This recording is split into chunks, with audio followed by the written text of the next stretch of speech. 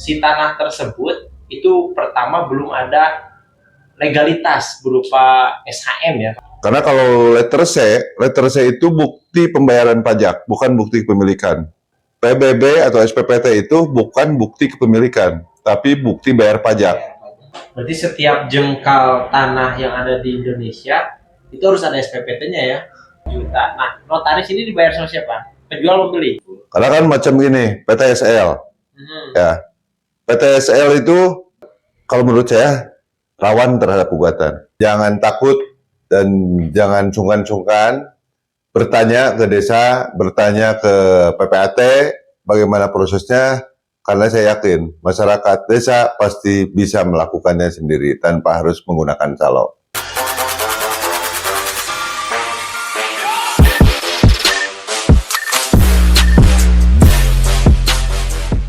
Assalamualaikum warahmatullahi wabarakatuh. Waalaikumsalam.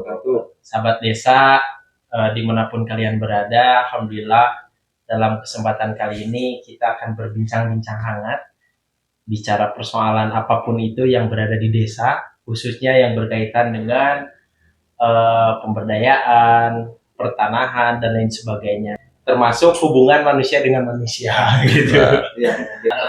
Nah, di sini sebetulnya ada beberapa hal yang akan kita bahas bersama. Terlebih ini mungkin studi kasus lah yang memang terasa sama masyarakat, khususnya sama saya.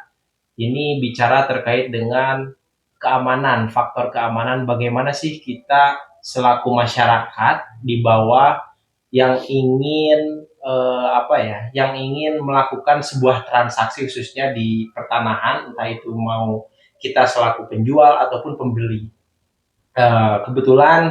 Bukan kebetulan lagi, di sini kita sudah ada Pak Yudi selaku memang concern di bidang pertanahan, teman-teman semua di sini selaku penggiat desa yang memang banyak bersentuhan langsung dengan masyarakat desa.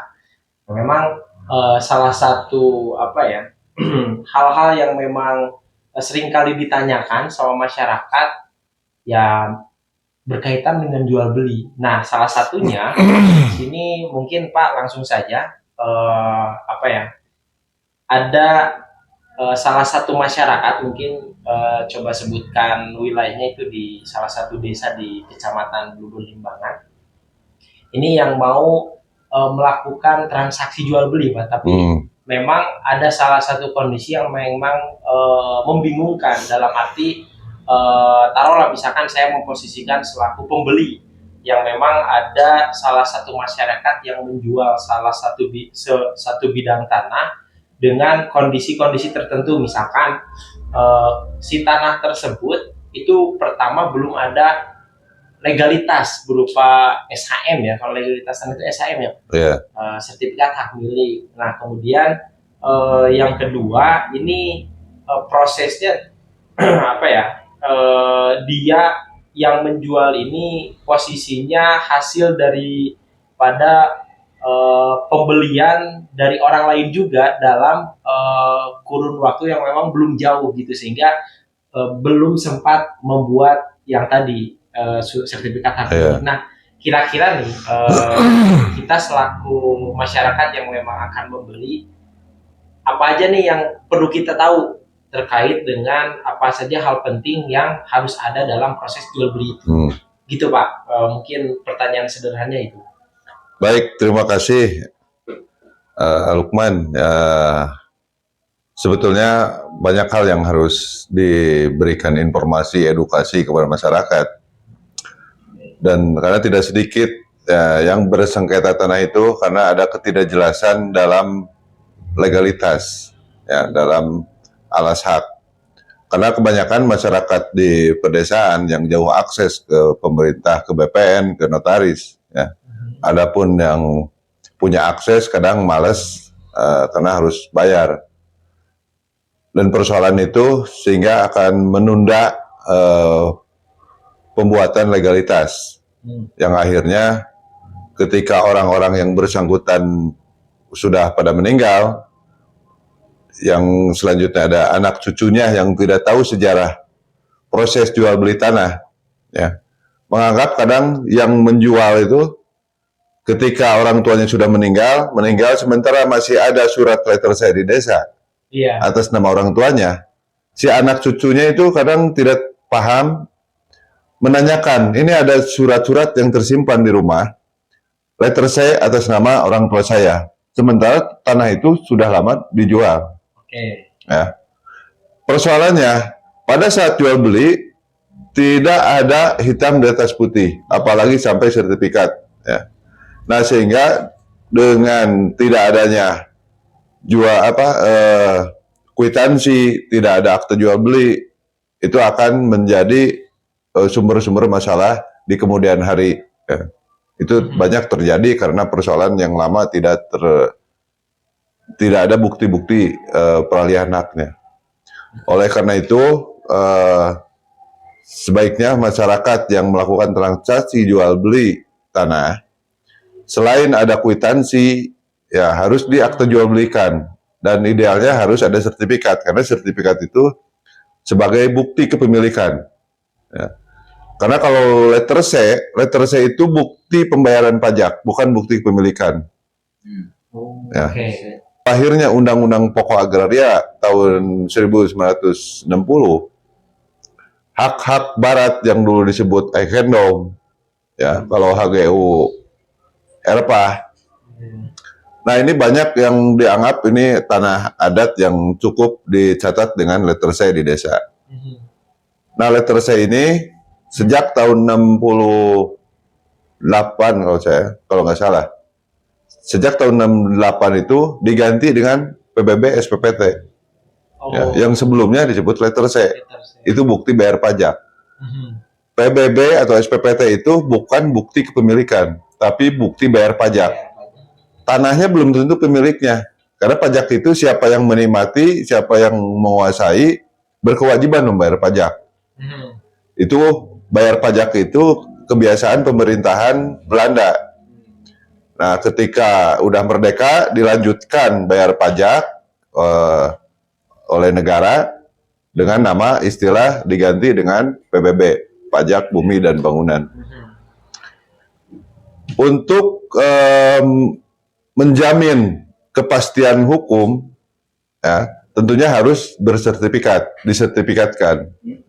Syaratnya sertifikat, ya, dari penjual itu harus menyiapkan letter C atas nama siapa, terus warkah yang dibuat oleh desa, ya di situ dalam warkah itu banyak macamnya, mulai dari bukti penguasaan fisik. Yang kedua ada bukti keterangan dari desa yang isinya tentang silsilah tanah itu dari mana asal usulnya, dan banyak hal keterangan-keterangan lain yang menyatakan tanah tersebut tidak sedang dalam sengketa. Nah, artinya kalau sudah clear and clean, baru si warkah ini didaftarkan ke BPN. Kalau dijual belikan dalam bentuk letter C, akte jual belinya itu harus mencantumkan letter C dari atas nama siapa. Jadi ada untuk jual beli dari letter C si penjualnya itu harus dilengkapi dengan surat keterangan-keterangan dari desa. Iya. Nah, itu untuk bayar pajak segala macam PBB harus dilampirkan. Berarti untuk hari ini mah letter C itu udah gak ada, Pak? Letter C tetap ada digunakan. Ya, itu sebagai petunjuk kalau tanah ini milik si A, si B. Oke. Letter C. Tapi letter C itu bukan bukti kepemilikan, tapi petunjuk. Ya. Petunjuk kalau tanah ini dari dulu udah dikuasai dan dibayar pajaknya. Ya. Untuk meningkatkan bukti kepemilikan itu harus sertifikat.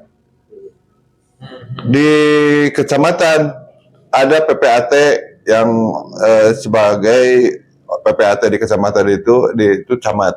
Iya. Camat itu bisa merangkap sebagai PPAT. Maka kalau emang tidak ada notaris dan jauh untuk mencari notaris, bisa menggunakan PPAT camat. Ya, jadi dari camat cukup bisa membuat akta dengan syarat-syarat bayar, yang menjual bayar BPHTB, yang membeli BPHTB, bea perolehan hak atas tanah. Berarti pembeli mendapatkan hak harus bayar pajak. Nilainya sekitar 5% dari harga tanah transaksi jual beli, dipotong dulu 60 juta, sisanya kenalah 5%. Ketentuan pemotongan 60 juta itu Ada di skala minimal pembelian. Misalkan harga beli 100 juta sama 1 miliar itu sama potongan 60 juta ya. Jadi yang dibayar itu sisa hasil potongan dari 60 juta. Kalau semisal harganya 60 juta bebas PPHTB pajak. PPHTB. Ya, jadi tidak harus bayar kalau di bawah 60 juta, 60 juta ke bawah. Setelah bayar BPHTB itu kewajiban si pembeli. Untuk penjual ada PPH 2,5%. Itu kalau itu tidak dipotong 60 juta, itu mah harga dari harga total. Setelah dibayar nanti oleh PPAT diurus ke pajak daerah. Lalu bisa kalau sudah lengkap bisa mengajukan dari akte jual beli itu bisa mengajukan permohonan hak kepada ke BPN. Untuk registrasi untuk SHM keluar sertifikat. Kalau tadi ada seandainya yang menjualnya atau tersenyanya atas nama A tapi sudah meninggal, ya. Nah ini dibutuhkan syarat keterangan waris.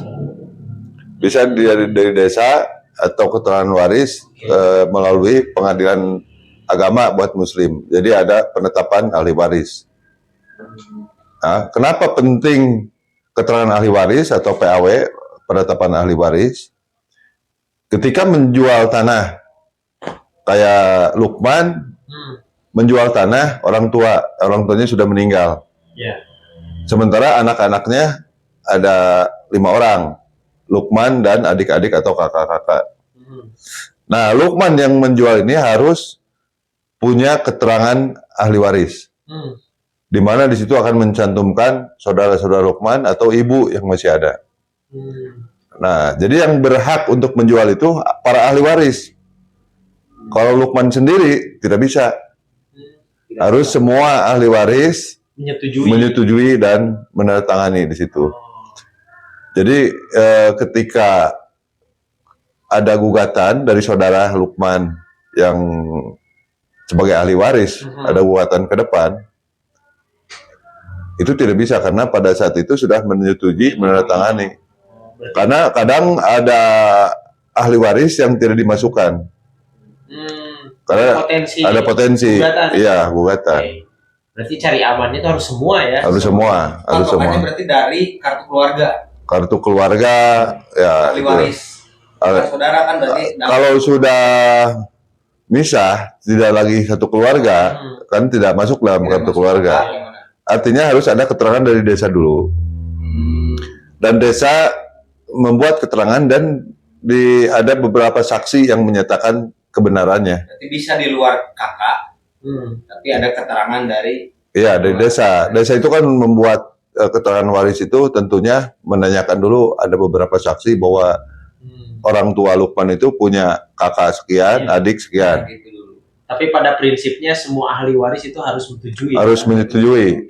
Satu aja tidak menyetujui, potensi gugatan dan bisa kalah di pengadilan. Tapi secara jual beli itu sudah sah ya? Sudah sah secara jual beli. Selama itu tidak ada gugatan.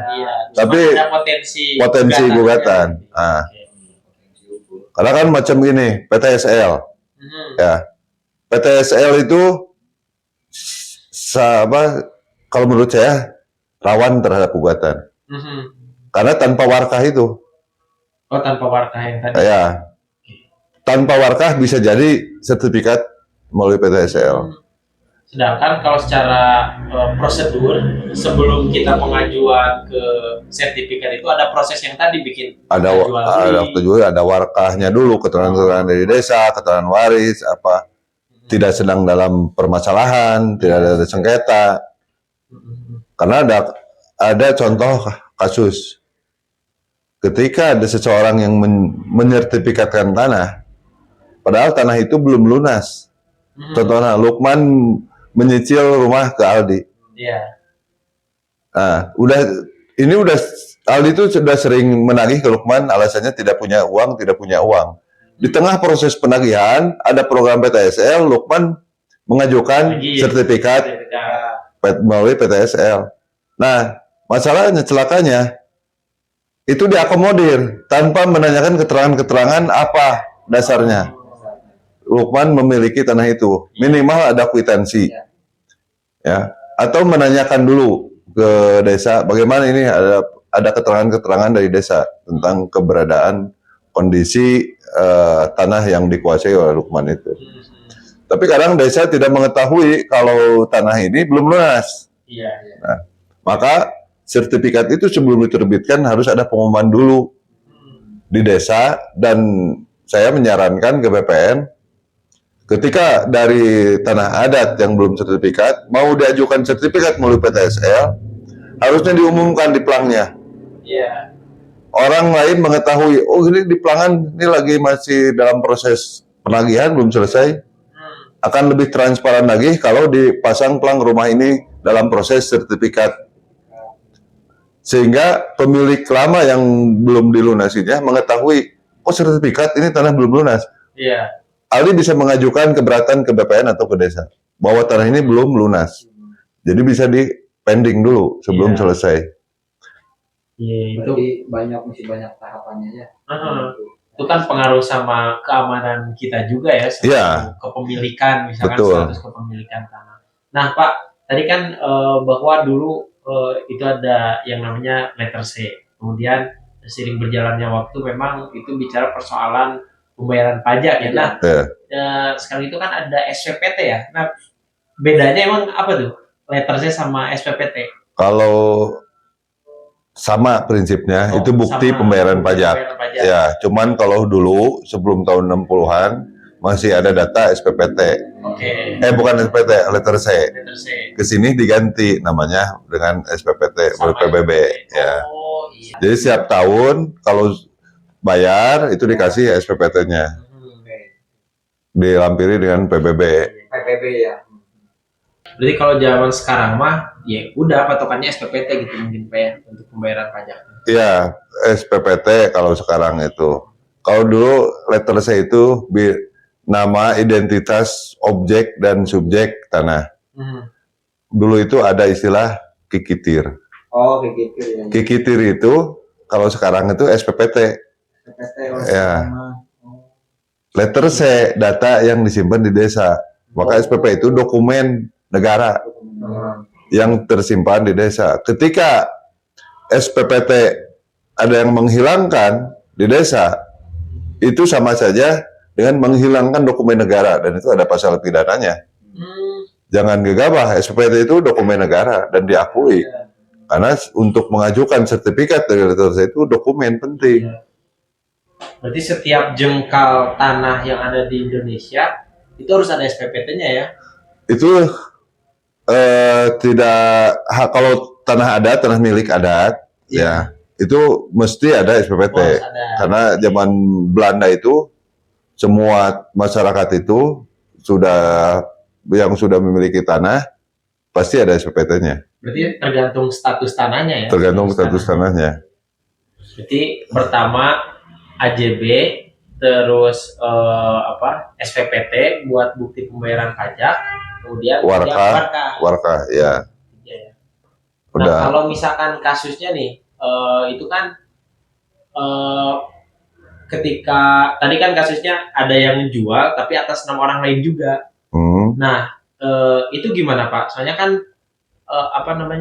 bukti pembayaran pajaknya juga bukan atas nama si penjual. Itu gimana posisinya? Nah itu harus ditahu dulu dia menjual itu sebagai apa? Ahli waris atau orang lain calo? Oh tergantung posisi. Hubungan hukumnya apa dengan si pemilik yang atas nama letter C? Hubungannya sebagai pembeli dulu yang pernah membeli dari si pemilik letter C, atau dia hanya calo saja menawar-nawarkan? Oh iya, kalau semisal dia hasil beli dari orang lain, berarti itu harus hubungannya sama warkah di desa. Iya, harus jelas dulu hubungan hukumnya apa. Iya. ada keterikatan sama tanah atau pemilik liter C awal apa? Apa kalau dia beli dari pemilik liter C, buktinya apa? Harus ada diketahui oleh ahli warisnya juga. Itu tergantung di warkah dari desa. Iya, warga desa, Asal-usulnya asal-usulnya, ya. Tapi kalau misalkan dia sebagai ahli waris, itu Ya, gimana? buktikan dengan keterangan warisnya Oh, pembuktiannya sama Keterangan ahli waris. Atau penetapan waris, Mhm. penetapan ahli waris dari pengadilan.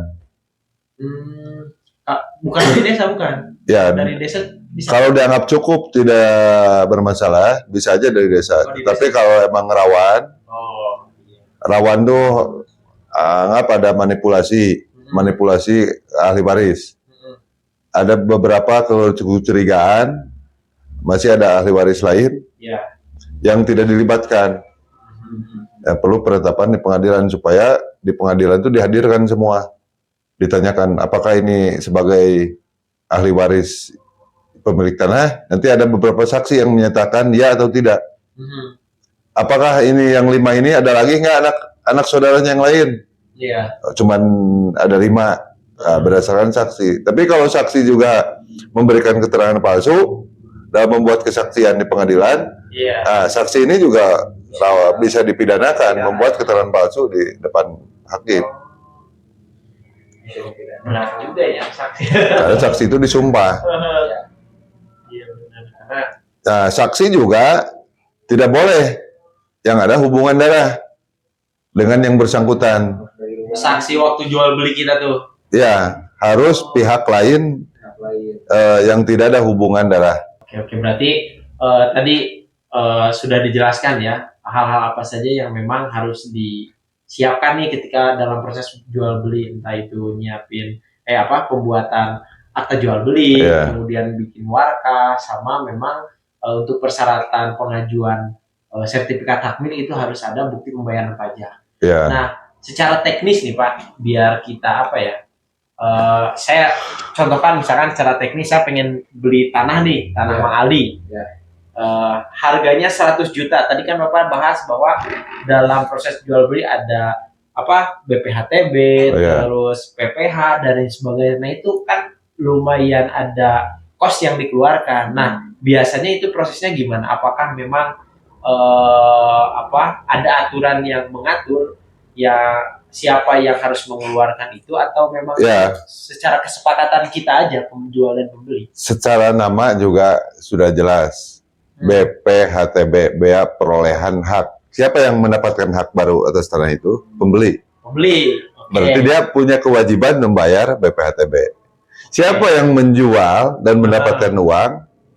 Penjual. Penjual. Maka ya. PPH dikenakan kepada penjual. Oke. Ya. Nah, coba ya. Kadang di banyak yang terjadi, si penjual itu tidak mau tahu tentang biaya BPHTB, PPH dan lain-lain. Iya. Saya pokoknya pingin jual 100 juta bersih tanpa ada pengeluaran lagi untuk surat-surat. Maka kalau ada kesepakatan dengan pembeli, maka pembeli yang nanggung. Oke. Ya. Kita analogi. Atau bagi dua, terlepas PPH lebih besar atau BPHTB lebih besar, udah bagi dua aja, bagi dua.